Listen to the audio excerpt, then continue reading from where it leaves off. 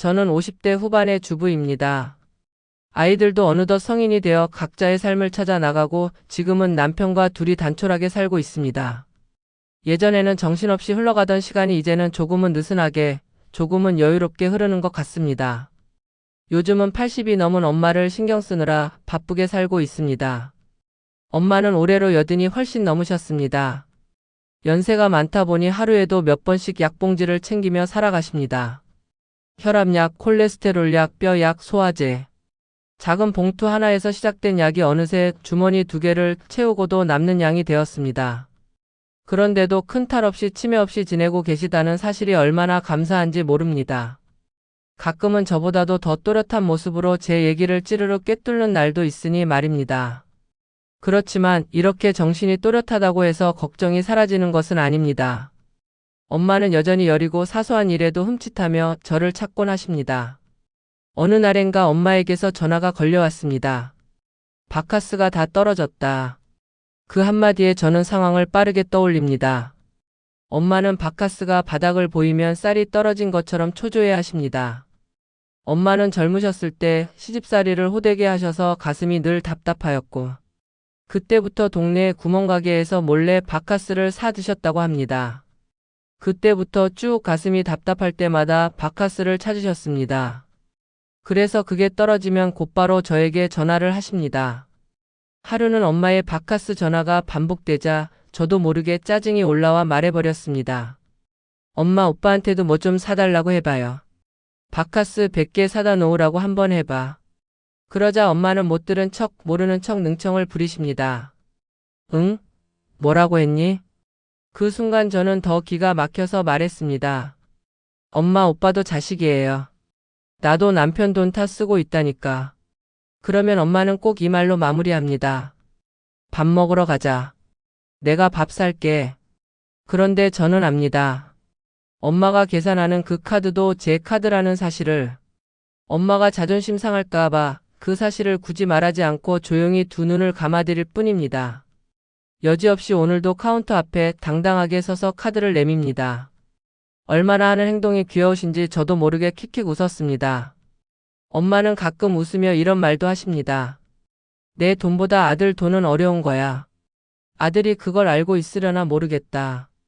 예전 같았으면 저는 그 말에서 느껴지는 편에 그 능청스러운 미움이 더 화가 났을지도 모릅니다. 하지만 이제는 다릅니다.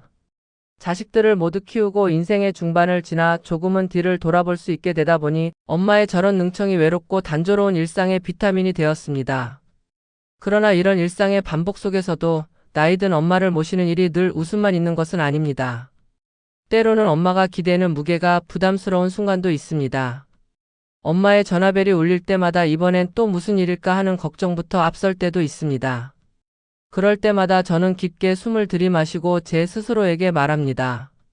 엄마가 지금 나를 부르는 것도 결국 나를 가장 믿어서겠지. 젊었을 때 한창 제가 힘이 있었을 때 그랬더라면 엄마가 속상하던 말던 상처가 되는 말들을 내뱉었을 겁니다. 그러나 지금의 저는 많은 세월을 지나오며 조금은 다르게 바라볼 수 있게 된 사람이 되었습니다. 엄마가 약해지는 만큼 제 마음이 조금 더 단단해져야 한다는 것을 저는 이제야 조금 이해하게 된 것 같습니다. 어릴 적에는 엄마가 저에게 전부였지만 지금은 제가 엄마에게 전부가 되어가고 있다는 사실을 실감합니다. 이 변화가 억울하거나 고통스럽게 느껴지는 것이 아니라 오히려 자연스럽고 당연하게 다가오는 날이 많아졌습니다. 엄마를 돌보며 살아가다 보면 예상치 못했던 에피소드들이 끊임없이 생겨납니다. 특히 엄마의 고약하면서도 귀여운 성격 덕분에 웃음과 한숨이 뒤섞인 순간들이 늘 이어집니다. 몇 달 전의 일입니다. 엄마가 갑자기 전화해서 다급하게 말했습니다. 큰일 났다. 당장 와라. 심장이 철렁했습니다. 혹시 넘어지셨나, 어디가 아프신가 별별 생각이 다 지나갔습니다. 남편에게 급히 말하고 차를 몰아 달려갔습니다. 현관문을 열자 엄마가 거실 한가운데 서 계셨습니다. 왜? 뭐가 난리야? 제가 숨을 헐떡이며 묻자 엄마는 심각한 얼굴로 손가락 하나를 가리키며 말했습니다. 집에서 이상한 소리가 나. 순간 저는 정적 속에서 귀를 기울였습니다. 그런데 아무 소리도 들리지 않았습니다. 저는 조심스레 물었습니다. 엄마 무슨 소리? 그러자 엄마가 말했습니다. 내 귀에서. 순간 너무 허무해서 웃음이 터져 나왔습니다.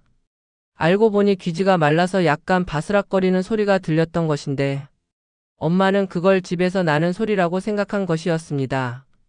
저는 한숨 섞인 웃음을 터뜨리며 엄마를 데리고 이비인후과에 갔습니다. 의사 선생님은 웃으며 말씀하셨습니다. 어머니 귀가 원래 깨끗하신 편인데요. 오늘은 좀 많이 마르셨네요. 딸이 이렇게 바로 달려오니 얼마나 좋으세요. 엄마는 민망한지 머리를 극적이며 말했습니다. 딸은 좋지. 오빠는 안 와. 그 말에 저도 의사 선생님도 웃음을 터뜨렸습니다. 이런 일이 생길 때마다 저는 아이쿠 또 시작이네 하면서도 결국엔 웃음이 납니다. 엄마가 조금씩 약해지는 모습이 짠하기도 하지만 그 약함 속에는 여전히 엄마답게 살아가는 소박한 고집과 귀여운 생때가 함께 섞여 있기 때문입니다.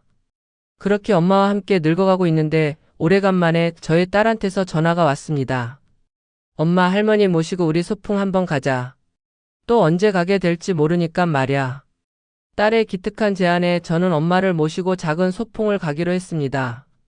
엄마는 평생 뒷주머니에 핀을 꽂고 살림하던 분이라 소풍이라는 단어만 들어도 어색해 하십니다.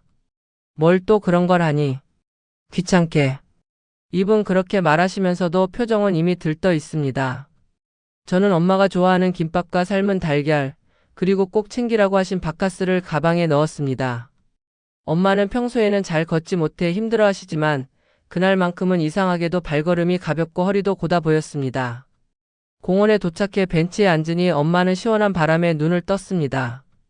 아이고 내가 오래 살긴 살았다. 내가 나 데리고 소풍 다니는 날도 다 있네. 그 말에 저는 괜히 찡해졌습니다. 엄마가 젊었을 때는 일하느라, 시어머니 모시느라, 자식들 챙기느라 제대로 된 휴식 한 번 못 하셨습니다. 그런 엄마에게 소풍이란 낯설고도 새로운 경험이었을 겁니다. 김밥을 드시던 엄마는 갑자기 웃으면서 말했습니다. 김밥 먹고 커피는 내 카드로 쏠게. 또 엄마는 제 카드로 생색을 냅니다. 엄마가 쏘는 커피 얻어 먹어볼까? 그 엄마의 그 딸이라 저도 능청이 늘어갑니다. 소풍이 끝나고 집에 돌아오는 길, 엄마는 갑자기 제 손을 꼭 잡았습니다. 딸 하나 잘 키우면 된다더니 이 말이 맞는 것 같다. 저는 순간 울컥했습니다. 저는 결코 완벽한 딸이 아닙니다. 엄마의 전화를 귀찮아한 적도 속상하게 말한 적도 많습니다. 그럼에도 엄마는 늘 저를 잘 키운 딸이라 부르며 기특해합니다. 그 말이 저에게 얼마나 큰 힘이 되는지 모릅니다. 그리고 지금도 우리 모녀는 이렇게 살아갑니다. 엄마는 지금도 바카스가 떨어지면 전화를 하십니다. 저도 그 전화를 받으면 아, 또 시작이구나 하며 웃음부터 납니다. 엄마는 여전히 능청스럽고 저는 여전히 그 능청을 받아주는 딸입니다. 때때로 엄마는 제가 사다 드린 바카스를 아껴 먹다가도 어떤 날에는 한 병을 시원하게 마시고는 말합니다. 아이고 이거 하나 먹으니까 세상이 살 것 같다. 그러고는 다시 능청스럽게 말합니다. 근데 이거 사다 놓은 건 누구 카드로 긁은 거냐?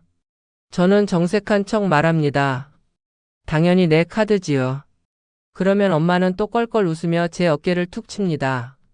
내 남편 돈으로 사는 거니까 사위가 사다 준 셈이네.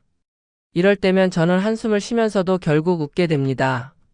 엄마 특유의 엉뚱한 농담을 듣고 있으면 마음속 한구석이 따뜻해지기 때문입니다.